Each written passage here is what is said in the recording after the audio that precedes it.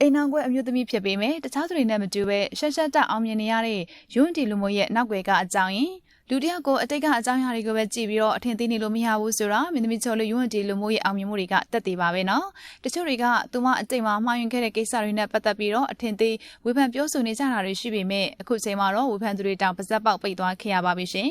အဓိကကတော့မင်းသမီးချော်လူယွန်းတီလူမျိုးရဲ့စူးစမ်းအထောက်အမှုတွေနဲ့ပင်ကိုအရေးချင်းတွေကအများနဲ့မတူတမှုထူးခြားနေတာကြောင့်မဝေဖန်နိုင်လောက်အောင်မြင့်မားတဲ့အနေအထားတစ်ခုကိုရောက်ရှိလို့သွားခဲ့ပါတယ်ပြောရမယ်ဆိုရင်တော့ပြည်သက်ချစ်တော်မင်းသမီးချော်လူယွန်းတီလူမျိုးစီမှာအများနဲ့မတူတမှုထူးခြားတဲ့အရေးချင်းတွေရှိနေပါသေးတယ်ရှင်သူမကငယ်စဉ်ဘဝမှာမှားယွင်းတဲ့ရွေးချယ်မှုကြောင့်အိမ်အောင်ပြုတ်ခဲ့ရပြီးတော့အစမပြေမှုတွေကြောင့်အိမ်အောင်ကွဲခဲ့ရပြီးမြဲဒီအရေးမဲတွေကြားထဲမှာအနလက်မထူနိုင်အောင်လဲကြမနေခဲ့ပါဘူးအတိတ်ကအရေးတွေကိုသူမရဲ့အောင်မြင်မှုအရှိန်အဝါတွေနဲ့ပြန်လည်တွန်းထုတ်ဖို့အကောင်းဆုံးကြိုးစားခဲ့တာဖြစ်ပါတယ်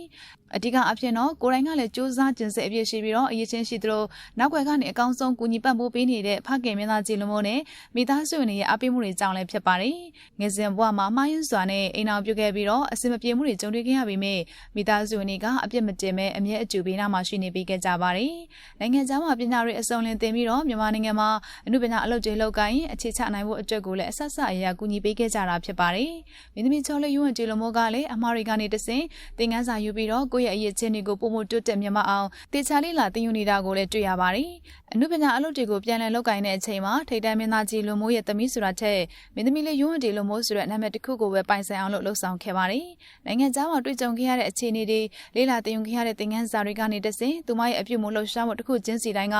ပုံမှန်ထက်တည်ငြိမ်ရင့်ကျက်ပြီးတော့လေးစားစရာကောင်းနေတာကိုလည်းတွေ့ရပါတယ်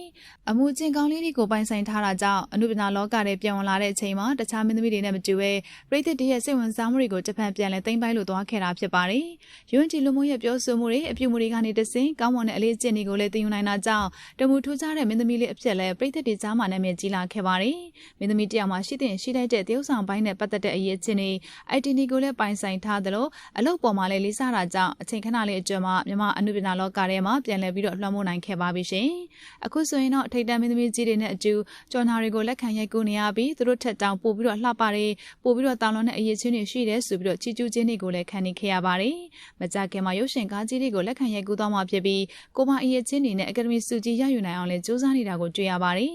ဖခင်ဖြစ်သူမင်းသားကြီးလူမျိုးကလည်းသူ့ရဲ့အရှိန်အဝါတွေကြောင့်သမီးကိုလူသိများတာမျိုးဖြစ်မခံခြင်းပဲကိုယ့်ရဲ့စစ်မှန်တဲ့အရေးချင်းတွေနဲ့စစ်မှန်တဲ့တရုပ်ဆောင်ကောင်းတယောက်ဖြစ်အောင်သင်ကြားပေးထားတယ်လို့ဆိုပါတယ်။မောင်ရင်းနဲ့ရွေးချယ်မှုတစ်ခုကြောင့်ဘဝကြီးကအဆုံးသတ်သွားမှာမဟုတ်ပဲတေချာပြန်လဲကြိုးစားရင်အောင်မြင်မှုတွေပြည်သက်ချစ်ခင်မှုတွေပြန်ရနိုင်တယ်ဆိုတာကိုမင်းသမီးလေးယွန်းတီလူမျိုးရဲ့လှုပ်ဆောင်မှုတွေကတက်တည်ပြနေခဲ့ပါတယ်။သူမကအခုဆိုရင်တော့မြန်မာနိုင်ငံမှာကျောင်းသားမင်းသမီးတက်လက်အဖြစ်အရန်လူကြိုက်များအောင်မြင်နေပြီးတော့နောက်ထပ်အမှုပညာအလုပ်တွေများစွာကိုလည်းဆက်လက်ရှောင်လန်းသွားအောင်မှာဖြစ်ပါတယ်။အချီးကိုတော့လုံးဝစိတ်ဝင်စားတော့ပဲတာလီကိုပဲတယောက်တည်းပြုစုစောင့်ရှောက်သွားတော့မှာပါ